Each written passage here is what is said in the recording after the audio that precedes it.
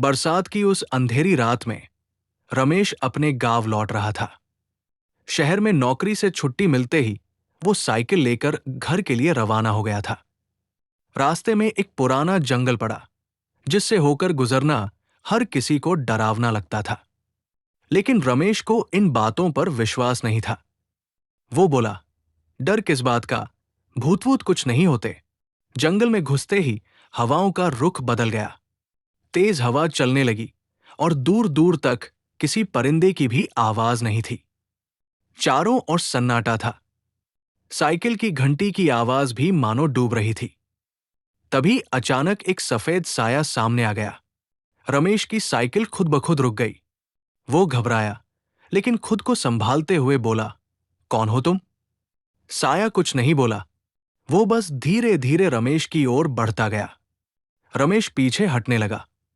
उसके हाथ पैर कांपने लगे।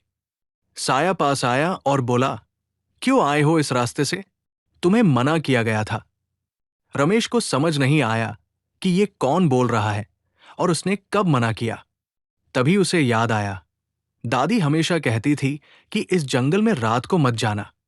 वहां एक आत्मा भटकती है, जिसे अपनी मौत का बदला चाहिए।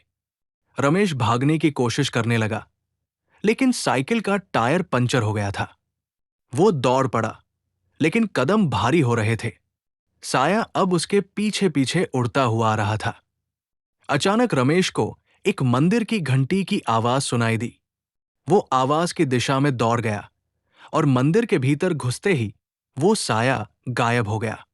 पुजारी ने रमेश को पानी दिया और पूछा, क्या तुम उस पुराने रास्ते से आए थे?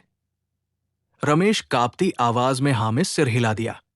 पुजारी बोला, वो आत्मा अब भी अपने साथ न्याय चाहती है और तुम उसके रास्ते में आ गए थे।